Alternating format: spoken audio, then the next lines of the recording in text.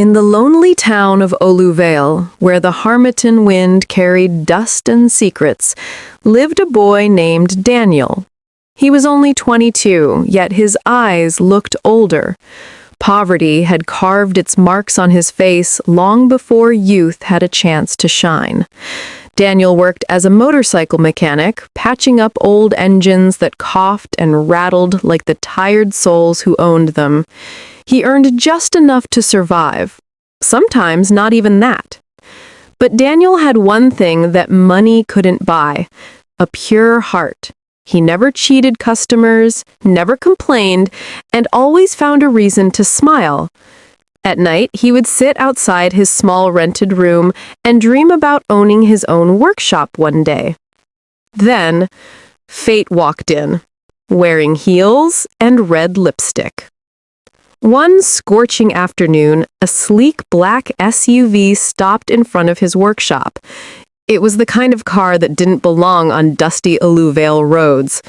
The door opened, and out stepped Madame Gloria, the richest woman in town. She was 65 years old, but carried herself like someone half her age. Her body was muscular, her hair perfectly dyed, her nails long and painted gold. She wore designer sunglasses and a red dress that hugged her like armor. People called her the Slay Mama of Oluvale. They said she could buy anything except time. Her driver waved Daniel over. "Young man, fix this car. Madam doesn't like to wait." Daniel hurried forward, wiping his hands on his shirt. He checked the engine and began working. In 10 minutes, the SUV roared back to life. Madame Gloria stepped closer, her perfume thick and sweet. She smiled, revealing a row of perfect white teeth.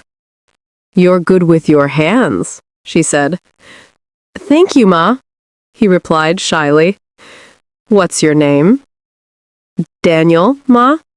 "Well, Daniel, come to my house tomorrow. I have more work for you, and I pay well." It sounded like a blessing, but blessings sometimes come with hidden prices. The next day, Daniel stood before her mansion, a white palace surrounded by flowers and gold gates. 2 security men opened the door and led him inside. Madame Gloria appeared from the staircase, dressed in a silky robe. "Welcome, Daniel," she said. "You'll work here as my personal helper. You'll clean, cook, and take care of small things around the house. I'll pay you 50,000 naira a month." Daniel could hardly believe it. 50,000? That was more than he'd ever earned in his life.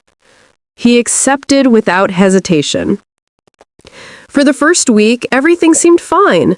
Madame Gloria was generous. She gave him good food, clean clothes, even new shoes. She often called him to watch TV with her and laughed at his jokes. But soon, she began acting strange. She would touch his shoulder too often, stare at him too long, and ask personal questions about his parents, his love life, his dreams. Daniel started feeling uncomfortable, but how could he complain? She was his employer. Then came the first strange night.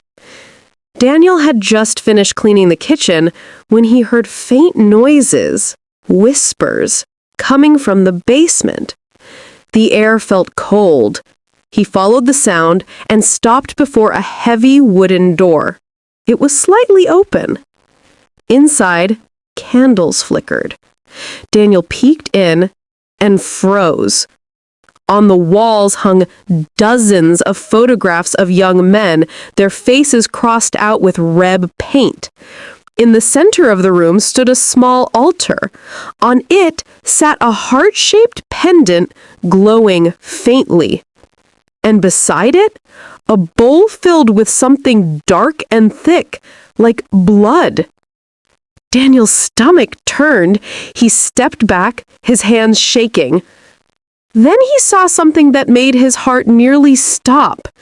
Pinned to the wall among the photos was his own picture, fresh, untouched, as if waiting for something. The floor creaked. A voice whispered behind him. "Looking for something, Daniel." He turned slowly. Madame Gloria stood in the doorway, her eyes calm but dangerous. I was cleaning," Daniel stammered. She smiled coldly. "You shouldn't have come here." By morning, police arrived at his small room. They accused him of stealing from Madame Gloria, jewelry, money, and that strange pendant. Daniel shouted that it was a lie, but no one listened. Gloria was powerful. Everyone in Oluvale feared her. Within hours, the village elders passed judgment. To avoid disgrace and debt, you shall marry Madame Gloria and serve her for as long as she desires. Daniel begged, cried, even tried to run, but no one would help him.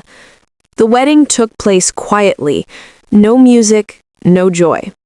Daniel stood beside her, pale and lifeless, as the priest joined them together. Gloria smiled proudly, her fingers digging into his hand. "Now you are mine," she whispered. That night, she forced him to sleep beside her. Daniel lay awake, staring at the ceiling, his heart filled with fear. Days passed. Gloria treated him like a possession. She ordered him to call her queen. She made him massage her shoulders, eat dinner with her, and sleep in her bed.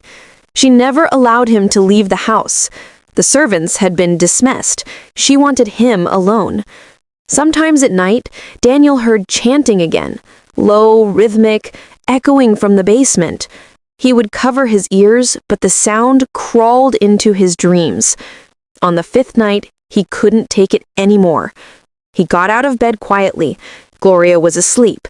He tiptoed down the hallway and followed the strange humming. The basement door was open again. He peered inside, and what he saw would haunt him forever. Gloria stood before the altar. A young man's lifeless body lay on the floor. The pendant in her hand glowed red. She pressed it against the corpse. The body dissolved into smoke. Gloria inhaled deeply, her skin tightening, her wrinkles fading. Daniel gasped. She turned, her eyes glowing red. "You," she hissed, "you were supposed to be next." He ran. She chased him through the mansion, her footsteps shaking the floors. "Come back," she screamed. "You belong to me." He snatched the pendant from the altar as he ran and burst through the back door into the dark forest. Branches tore his skin as he ran. The night was silent except for his pounding heartbeat. Finally, exhausted, he collapsed beneath an ancient baobab tree. An old priest sat there, humming softly, as if he had been waiting. "Help me, please," Daniel gasped. "She's trying to kill me." The priest looked at the pendant and frowned. "Do you know what this is, child?" Daniel shook his head. "This is the heart of Akun Abba, a forbidden charm of eternal youth. It feeds on the souls of the innocent. Whoever wears it steals life to stay young." Daniel's body trembled. "She's been using it. She kills young men to stay alive." The priest nodded. "Then we must destroy it before the sun rises. If we fail, her spirit will claim you next." They began to pray. The wind howled, trees swayed, and thunder rolled across the sky. Suddenly, a scream echoed through the forest. Gloria appeared from the shadows, her face twisted with fury. "Give it back," she shouted. "That power is mine." The priest stood tall. "You have stolen youth for too long, woman. Your time is over." Gloria's muscles bulged. She rushed forward, her body glowing faintly with red light. Daniel grabbed a stick and swung at her, but she caught it easily and threw him to the ground. She turned toward the priest. "You can't stop me." The priest raised the pendant high and smashed it against a rock. It shattered with a flash of fire. Gloria screamed as her body began to crumble. Her skin wrinkled, her hair turned white, her muscles shrank, and within seconds, she turned to dust that scattered in the wind. The forest went silent again. Daniel fell to his knees, tears streaming down his face. The priest placed a hand on his shoulder. "Evil always destroys itself. You have been spared because your heart remained pure." Days later, Daniel returned to Oluwale. When people saw him alone, they whispered. Some said he had killed his wife. Others said he ran from her cruelty. But Daniel never explained. He simply rebuilt his life quietly. He used what little savings he had to open a small mechanic school for orphans, children who, like him, had no one to care for them. He taught them honesty, hard work, and courage. Sometimes, when the sun set over the hills, Daniel would sit outside his workshop, remembering everything: the mansion, the pendant, the screams. But he no longer felt anger, only peace. Years passed. People forgot Madame Gloria. Her mansion fell into ruin, swallowed by vines and silence. But those who passed by at night swore they could still hear faint whispers from the basement. Daniel would smile when he heard such tales and say softly, "Evil never truly dies. It hides, waiting for the next greedy heart." Then he would return to his work, content in his new life, free, wiser, and at peace.